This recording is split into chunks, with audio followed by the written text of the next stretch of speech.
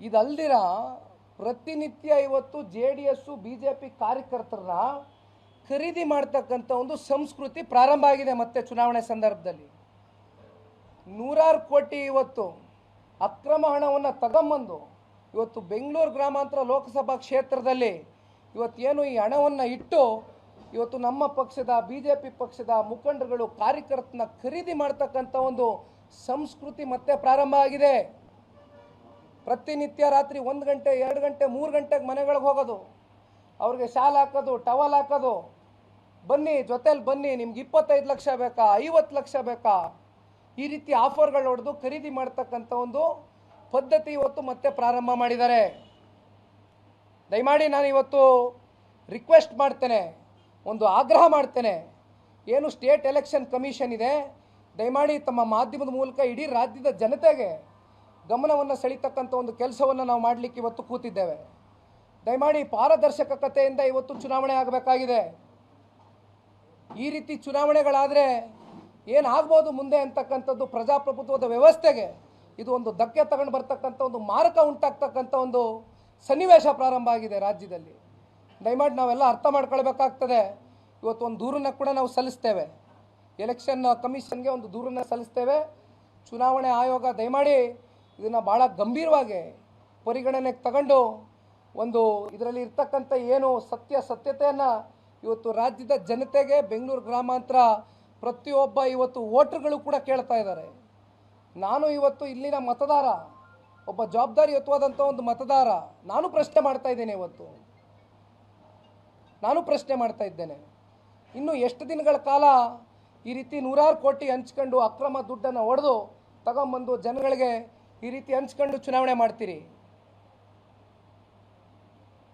ನಾನು ನಮ್ಮ ಪಕ್ಷದ ಕಾರ್ಯಕರ್ತರಿಗಿರ್ಬೋದು, BJP ಪಕ್ಷದ ಕಾರ್ಯಕರ್ತರಿಗಿರ್ಬೋದು ಈ ಸಂದರ್ಭದಲ್ಲಿ ಧನ್ಯವಾದಗಳನ್ನ ತಿಳಿಸ್ತೇನೆ.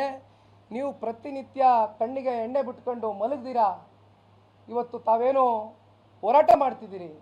ನಿಮ್ಮ ಪರವಾಗಿ ಈ ನಿಖಿಲ್ ಕುಮಾರಸ್ವಾಮಿ ಒಂದು ಫೋನ್ ಕಾಲ್ ಅವೇ, ನಿಮ್ಮ ಜೊತೆನಲ್ಲಿ ನಾನು ಇರ್ತೇನೆ, ರಾತ್ರಿ 1 ಗಂಟೆ 2 ಗಂಟೆ 3 ಗಂಟೆ ಎನಿ ಟೈಮ್ ನನಗೆ ಫೋನ್ ಮಾಡಿ. ಇವತ್ತು ನೀವೆಲ್ಲ ಭಾಳ ಕಷ್ಟ ಬೀಳ್ತಾ ಇದ್ದೀರಿ ಈ ಚುನಾವಣೆಯಲ್ಲಿ.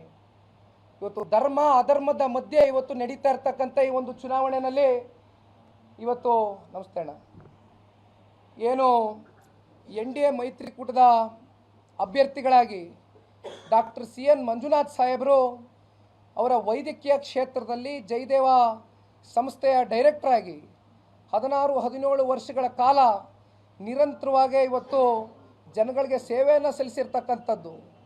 ಇವತ್ತು ಅವರ ಬಗ್ಗೆ ಕಾಂಗ್ರೆಸ್ನ ಕೆಲವೊಂದಷ್ಟು ಜನ ಶಾಸಕರು ನಮ್ಮ ಜಿಲ್ಲೆನಲ್ಲಿ ಪ್ರತಿನಿತ್ಯ ಯಾವ ರೀತಿ ಲಘುವಾಗಿ ಮಾತನಾಡ್ತಾ ಇದ್ದಾರೆ, ಯಾವ ರೀತಿ ಪದ ಬಳಕೆಯನ್ನು ಮಾಡ್ತಾ ಇದ್ದಾರೆ. ಮಾಗಡಿ ವಿಧಾನಸಭಾ ಕ್ಷೇತ್ರದ ಶಾಸಕರು ಹೇಳ್ತಾರೆ ತೆವಲು ಅಂತಕ್ಕಂಥ ಪದವನ್ನು ಬಳಸ್ತಾರೆ. ತೆವಲು ಅಂತಕ್ಕಂಥ ಪದಕ್ಕೆ ಅರ್ಥ ಗೊತ್ತಿದೆಯಾ ನಿಮಗೆ? ಕೇಳಲಿಕ್ಕೆ ಬಯಸ್ತೇನೆ ನಾನು ಮಿಸ್ಟರ್ ಮಾಗಡಿ ವಿಧಾನಸಭಾ ಕ್ಷೇತ್ರದ ಶಾಸಕರಿಗೆ. ಈ ರೀತಿ ಲಘುವಾಗಿ ಟೀಕಿಸ್ತಕ್ಕಂಥದ್ದಲ್ಲ. ಇಲ್ಲಿ ಒಬ್ಬ ಮಹಾನ್ ಭಾವ ಹೇಳ್ತಾನೆ, ನಮ್ಮ ಕ್ಷೇತ್ರದ ಶಾಸಕ ರಾಜಕೀಯಕ್ಕೆ ಯಾಕೆ ಬರಬೇಕು, ರಾಜಕೀಯದ ಗಂಧಗಾಳಿ ಗೊತ್ತಿಲ್ಲ, ಈ ಕ್ಷೇತ್ರದ ಎಂಥದ್ದು ಡೆಮೋಗ್ರಫಿ ಜಿಯೋಗ್ರಫಿ ಅರ್ಥ ಮಾಡ್ಕೊಳ್ಬೇಕು ಅನ್ನೋದಾದರೆ ಹಲವಾರು ವರ್ಷ ಬೇಕು ಅಂತಾರೆ, ಹಲವಾರು ವರ್ಷ ಬೇಕು ಅಂತಾರೆ. ನೀವು ಭಾಳ ಚೆನ್ನಾಗಿ ಅರ್ಥ ಮಾಡ್ಕೊಂಡಿದ್ದೀರಣ್ಣ. ನೀವೆಲ್ಲ ಎಲ್ಲೆಲ್ಲಿ ಅರ್ಥ ಮಾಡ್ಕೊಂಡು ಎಲ್ಲೆಲ್ಲಿ ನಿಮ್ಮ ದುಡ್ಡನ್ನು ಇಟ್ಟು ಯಾವ ರೀತಿ ಚುನಾವಣೆ ಸಂದರ್ಭದಲ್ಲಿ ಹೆಂಗೆ ದುಡ್ಡು ಹಂಚಬೇಕು ಅನ್ನೋದು ಭಾಳ ಚೆನ್ನಾಗಿ ಅರ್ಥ ಮಾಡ್ಕೊಂಡಿದ್ದೀರಿ. ಅದು ನಮಗೆ ಭಾಳ ಚೆನ್ನಾಗಿ ಗೊತ್ತಿದೆ.